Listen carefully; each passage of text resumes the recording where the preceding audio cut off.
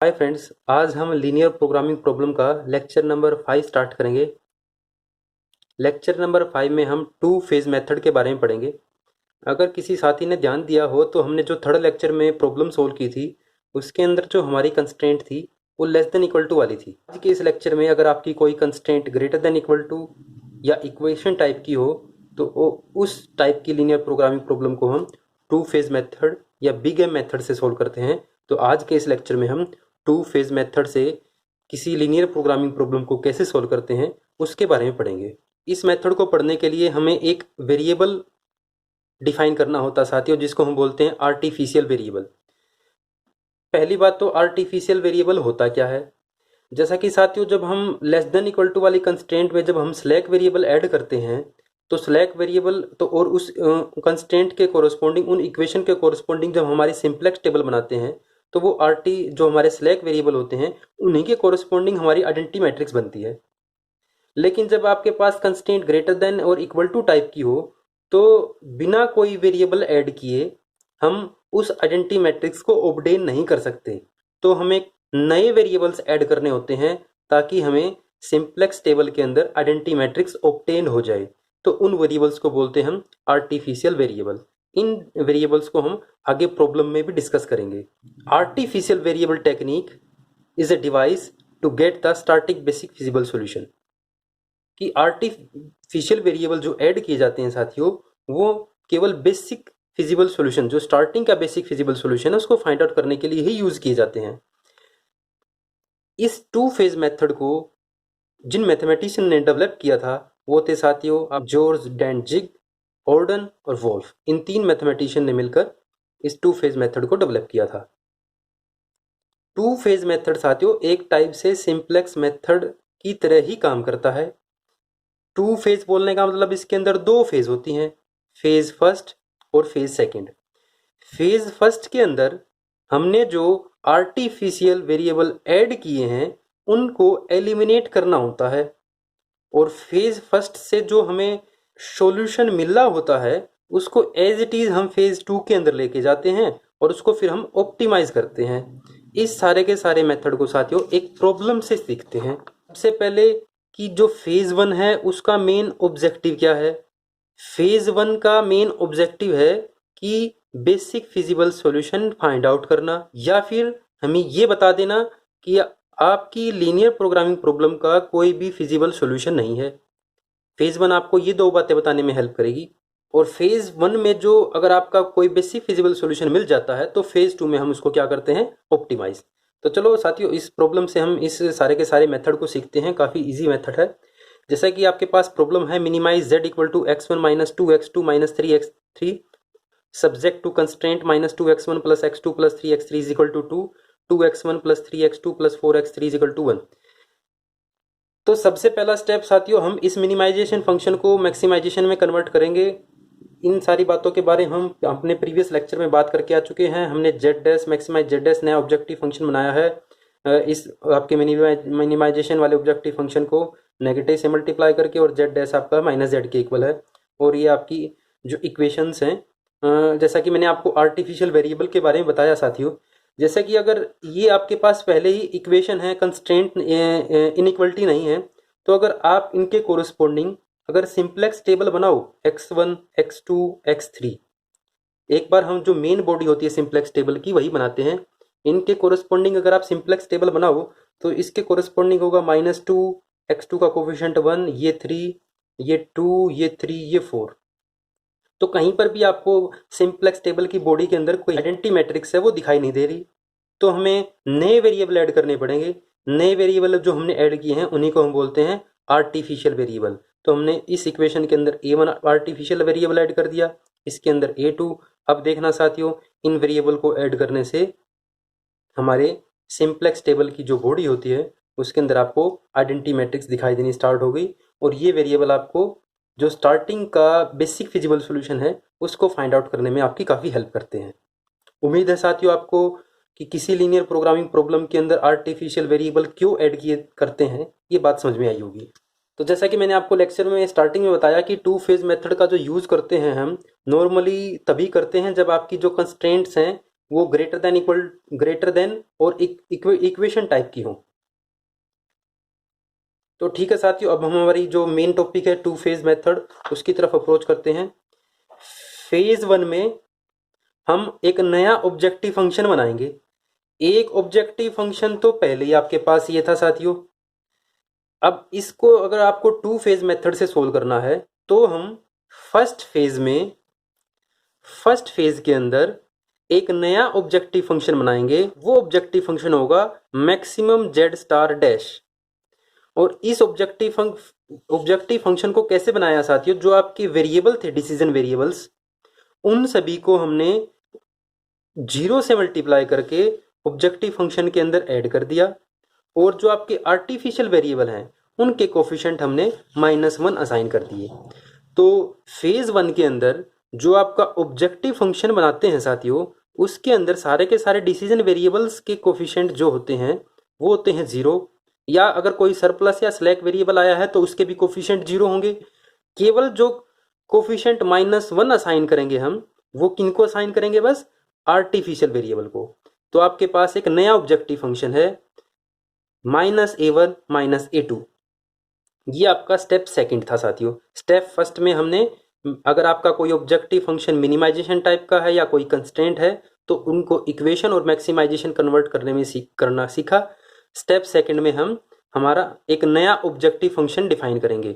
Step second में ही आपकी phase first start हो चुकी है। तो अब हमारे पास एक नया ऑब्जेक्टिव फंक्शन है। इस नए ऑब्जेक्टिव फंक्शन के कोरस्पॉन्डिंग हम हमारी सिंप्लेक्स टेबल बनाएंगे। हमने साथियों ये सिंप्लेक्स टेबल बनाई। जैसा कि इसमें हमने, हमारे पास जो दो इक्वेशन थी, आपके पास वेरिएबल थे 5, तो किन्हीं 3 वेरिएबल की को हमें 0 वैल्यू असाइन करनी होगी। तो हमने x1 x2 x3 को वैल्यू 0 असाइन की। तो यहाँ से a1 की वैल्यू आ गई 2 और a2 की वैल्यू आ गई 1। तो a1 की वैल्यू है 2, a1 की वैल्यू है 1। और जो नया ऑब्जेक्टिव फंक्शन बनाया है उसमें आपके a1 और a2 के कोफिशिएंट है -1 -1। और जो सीजे हैं, जो हमने इस टेबल के ऊपर जो हम कोफिशिएंट लिखते हैं, वो नए ऑब्जेक्टिव फंक्शन के कोरस्पॉन्डिंग लिखे हैं।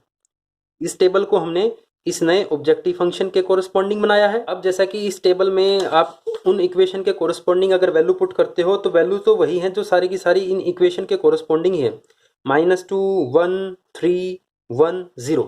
तो उम्मीद है आप इस टेबल को बना लोगे साथियों। अब हम इसको सोल्व करते हैं। सोल्व करने का मतलब वही सिंप्लेक्स मेथड अप्लाई करेंगे जब तक हमारे सारे के सारे delta J greater than equal to 0 नहीं आ जाते। इसको हमने सोल्व किया।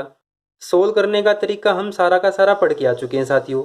हमने इसको सोल्व किया और यहाँ पर हमारे सारे के सारे delta J greater than equal to 0 आ चुके हैं। अब आपको फेज वन की, जो आपका फेज वन का जो इस टू फेज मेथड का जो स्टेप थर्ड है वो अब अप्लाई करना है साथियों। काफी इंपॉर्टेंट स्टेप है टू फेज मेथड को देखते हुए, क्योंकि आपके सारे के सारे डेल्टा जे ग्रेटर देन 0 हैं। तो फेज वन के कोरस्पॉन्डिंग हम हमारे ऑप्टिमल सॉल्यूशन को ऑब्टेन कर चुके हैं। लेकिन ऑप्टिमल सॉल्यूशन को अगर हम देखें तो हमारे बेसिक वेरिएबल इस टाइम कौन कौन से हैं साथियों? एक तो है हमारा a1 और एक है हमारा x3। और नॉन बेसिक वेरिएबल कौन कौन से हैं हमारे? a2 x1 और x2। ये हमारे नॉन बेसिक वेरिएबल हैं। तो सबसे पहला पॉइंट कि फेज वन से हम फेज टू की तरफ अप्रोच करेंगे या नहीं, वो आपको ये पॉइंट्स रिमेंबर करने होते हैं साथियों। पहला पॉइंट है, जो आपने फेज वन के अंदर ऑब्जेक्टिव फंक्शन बनाया था, अगर उसकी मैक्सिमम वैल्यू 0 से छोटी आ जाती है तो साथियों आप देख सकते हो जो हमने नया ऑब्जेक्टिव फंक्शन बनाया था इसकी वैल्यू 0 से छोटी तब आ सकती है जब a1 या a2 की वैल्यू 0 से बड़ी हो। क्योंकि इस मैक्सिमाइजेशन जेड स्टार के अंदर जो कंट्रीब्यूट कर रहे हैं वो केवल a1 और a2 हैं, क्योंकि उन बाकी सभी बचे हुए वेरिएबल के जो कोफिशिएंट है वो तो 0 है। फर्स्ट स्टेप ये बोलता है कि आपने फेज वन को सिंप्लेक्स मेथड से सोल्व किया और अगर आपके ऑब्जेक्टिव फंक्शन की जो वैल्यू है लेस देन 0 आ गई, और ये लेस देन 0 तभी आ सकती है जब आपका a1 और a2 में से कोई एक वेरिएबल इस बेसिस में प्रेजेंट हो, बेसिक वेरिएबल हो। लेकिन यहाँ पर तो है तो उस केस में आपकी जो ओरिजिनल प्रॉब्लम है उसका कोई सॉल्यूशन नहीं होगा। The give in this case given problem does not possesses any feasible solution. इस बात का मतलब हम आगे फेज 2 के ऊपर अप्रोच नहीं करेंगे, आपकी प्रॉब्लम का फिजिबल सॉल्यूशन एग्जिस्ट नहीं करता। ये कब होगा साथियों? जब आपके फेज 1 के अंदर आपका जो मैक्सिमम जेड स्टार है वो लेस देन जीरो। और ये लेस देन जीरो कब आएगा? ये तभी आएगा जब आपका ऑप्टिमल सॉल्यूशन फेज 1 का जब ऑब्टेन हुआ है उसमें बेसिक वेरिएबल कोई ना कोई आर्टिफिशियल वेरिएबल है और उसकी वैल्यू कोई ना कोई पॉजिटिव है। ये तभी हो सकता है। एक सिचुएशन तो ये हो सकती थी साथियों। दूसरी सिचुएशन पढ़ते हैं। ऐसा भी हो सकता था कि जो आपकी ऑब्जेक्टिव फंक्शन की वैल्यू है वो जीरो आ जाए। इस ऑब्जेक्टिव फंक्शन की वैल्यू जीरो तभी आ सकती है जब a1 और a2 इन दोनों में से कोई भी बेसिक वेरिएबल ना बने हो। इन दोनों में से कोई भी बेसिक वेरिएबल ना बनने का मतलब कोई भी, जब हमने फेज 1 को सोल्व करके ऑप्टिमल सॉल्यूशन निकाला तो कोई भी वेरिएबल बेसिक वेरिएबल कोई भी आर्टिफिशियल वेरिएबल यहां पर ना बैठा हो। तो उस केस में a1 और a2 की वैल्यू जीरो हो जाएगी और a1 a2 की वैल्यू जीरो होते ही हमारे जो मैक्सिमम जेड स्टार की वैल्यू कितनी आ जाएगी? जीरो। इसकी वैल्यू जीरो भी तभी आ सकती थी जब at least one artificial appear in the optimum basis at zero level. Optimum basis यही है साथियों, जिस फेज 1 को सोल्व करते वक्त जब आपने लास्ट इटरेशन के अंदर जो बेसिक वेरिएबल बने हैं वही आपका ऑप्टिमम बेसिस होता है। तो इस केस में आपका ऑप्टिमम बेसिस है a1 और x3। मैक्सिमम जेड स्टार की वैल्यू जीरो आए और कोई कम से कम एक आर्टिफिशियल वेरिएबल आपके ऑप्टिमम बेसिस पर ना हो। थर्ड पॉइंट, और ऐसा भी हो सकता था कि आपका आर्टिफिशियल वेरिएबल बेसिक वेरिएबल हो लेकिन उसकी वैल्यू जीरो हो। उस जीरो के केस में भी तो साथियों आपका मैक्सिमम जेड स्टार डैश की वैल्यू जीरो आ सकती थी। तो इस स्टेप को समझने के लिए मैक्सिमम जेड स्टार की जो वैल्यू है साथियों वो आपकी या तो लेस देन जीरो आए या जीरो आए। जीरो दो ही सिचुएशन में आ सकती थी, या तो अगर आपका बेसिक आर्टिफिशियल वेरिएबल अगर बेसिक वेरिएबल है और उसकी अगर वैल्यू जीरो है, या फिर आपका आर्टिफिशियल वेरिएबल बेसिक वेरिएबल ही ना हो।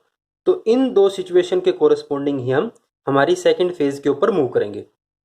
साथियों उम्मीद आपको फेज 1 सोल्व करनी आ गई होगी। जैसा कि आपका फेज 1 मैंने तो अभी जो क्वेश्चन सोल्व किया था, जो प्रॉब्लम ली थी उसके कोरस्पॉन्डिंग जब हमने फेज 1 को सोल्व किया तो डेल्टा जे आपका जो कैलकुलेट आ गया है सारे के सारी वैल्यू पॉजिटिव, लेकिन यहाँ पर आपका जो आर्टिफिशियल वेरिएबल है वो पॉजिटिव लेवल के ऊपर है, उसकी वैल्यू 5/4 जो कि पॉजिटिव है। तो यहाँ पर आपके मैक्सिमम जेड स्टार की जो वैल्यू है वो लेस देन जीरो आ गई। इसका मतलब इस प्रॉब्लम का कोई भी फिजिबल सॉल्यूशन एग्जिस्ट नहीं करता। फेज 2 के ऊपर हम मूव ही नहीं करेंगे। इन दो पॉइंट्स के बारे में और पढ़ते हैं साथियों कि फेज 2 के ऊपर कैसे कब मूव करना है। इनको मैं एक्सप्लेन कर चुका हूं। मान लेते हैं कि इसी प्रॉब्लम के अंदर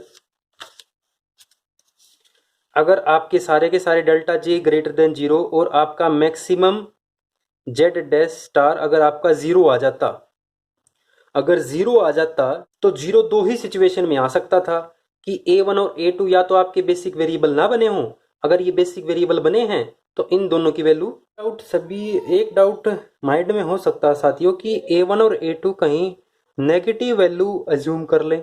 यहाँ पर नेगेटिव आ जाए तो भी मैक्सिमम आपका Z star greater than zero आ सकता है, जो कि यहाँ पर भी तो हमने किसी भी पॉसिबिलिटी के अंदर इंक्लूड नहीं किया है। लेकिन साथियों वो पॉसिबल ही नहीं है, क्योंकि हम चाहते हैं कि हमारे जो वेरिएबल हैं वो greater than equal to zero हैं। जो भी हम सारे के सारे वेरिएबल ऐड करते हैं आर्टिफिशियल, स्लैक और सरप्लस, वो सारे के सारे हम नो नेगेटिव ऐड करते हैं। तो ये आपकी वैल्यू जीरो से कम तो हो ही नहीं सकती। तो maximum Z star greater than equal to zero वाला केस तो पॉसिबल ही नहीं है। इन दो केस के कोरस्पॉन्डिंग कि जब आपका मैक्सिमम जेड स्टार जीरो के इक्वल आ जाए और कोई भी आर्टिफिशियल वेरिएबल आपका ऑप्टिमम बेसिस ना में ना हो, और अगर कोई आर्टिफिशियल बेसिस में है तो वो जीरो लेवल के ऊपर है, तो हम हमारे फेज 2 की तरफ अप्रोच करेंगे। और फेज 2 में अप्रोच करते वक्त जैसे मान लेते हैं यही हमारी प्रॉब्लम थी, इसमें जब आप फेज 2 में अप्रोच करोगे, फेज सेकंड में जब आप अप्रोच करोगे तो जो हमारा ओरिजिनल ऑब्जेक्टिव फंक्शन था अब हम उसी को लिखेंगे। फेज फर्स्ट के अंदर हमने नया ऑब्जेक्टिव फंक्शन डिफाइन किया था, लेकिन फेज 2 पर अप्रोच करते वक्त जो हमारा ओरिजिनल ऑब्जेक्टिव फंक्शन था वो एज इट इज वही रहेगा, -(x1 + 2x2 + 3x3)। और इस फेज के अंदर जो बचे हुए हमने कोई अगर स्लैक, सरप्लस या आर्टिफिशियल वेरिएबल ऐड किया है, उन सभी के कोफिशिएंट हम 0 0 अज्यूम कर लेंगे। तो फेज 2 में जो सबसे पहला स्टेप है साथियों, वो यही कि जो आपका ऑब्जेक्टिव फंक्शन है, जो ओरिजिनल प्रॉब्लम का जो ऑब्जेक्टिव फंक्शन है, उसी के अंदर हम एज इट इज उसको लिखकर स्लैक, सरप्लस और आर्टिफिशियल वेरिएबल के कोफिशिएंट्स को हम 0 बना देंगे। पॉइंट जो ध्यान रखना है साथियों, जो आपको ये लास्ट टेबल आपको ऑब्टेन हुई है, जहां से आपको पता चला है कि आपको फेज 2 के ऊपर अप्रोच करना है, इस टेबल को हम एज इट इज फेज 2 के अंदर बनाएंगे। इसी टेबल को हम फेज 2 के अंदर एज इट इज बना देंगे। बस जो डिफरेंस आएगा, एक तो जो हम ऊपर सीजे लिख रहे थे, वो पहले ऑब्जेक्टिव फंक्शन जो हमारा फेज 1 था उसके कोरस्पॉन्डिंग लिख रहे थे, लेकिन फेज 2 के अंदर तो हमारा ऑब्जेक्टिव फंक्शन चेंज हो चुका है, तो सीजे की जो वैल्यू होंगी वो हमारे ओरिजिनल ऑब्जेक्टिव फंक्शन के कोरस्पॉन्डिंग होंगी। तो ऊपर तो ये आएंगी, ये सारी वैल्यू एज इट इज रहेंगी, एक्स बी वाली वैल्यू एज इट इज रहेंगी, ये कोफिशिएंट ऑफ बेसिक वेरिएबल वाला चेंज हो जाएगा। फिर उस टेबल को हम जैसे सिंप्लेक्स मेथड को सोल्व करते हैं उसी तरीके से आगे सोल्व करते चले जाएंगे और फेज 2 से हम ऑप्टिमल सॉल्यूशन को ऑब्टेन कर लेंगे। एक बात और मैं बताना चाहूंगा साथियों, जैसा कि मान लेते हैं कि यही आपका फेज 1 का ऑप्टिमल सॉल्यूशन था, तो इसके अंदर आपका A2 नॉन बेसिक वेरिएबल था। तो जब हम फेज 2 को कैलकुलेट करेंगे तो हम A2 के कोरस्पॉन्डिंग कोई भी कैलकुलेशन नहीं करेंगे। इस बात का मतलब, अगर कोई आर्टिफिशियल वेरिएबल फेज 1 के अंदर अगर नॉन बेसिक बन चुका है तो फेज 2 के अंदर हम उसको इंक्लूड ही नहीं करेंगे। ये इस फेज 2 का एक आखिरी पॉइंट था। इस फेज 2 फेज मेथड के ऊपर एक और प्रॉब्लम हम सेकंड वीडियो में करेंगे। Thank you.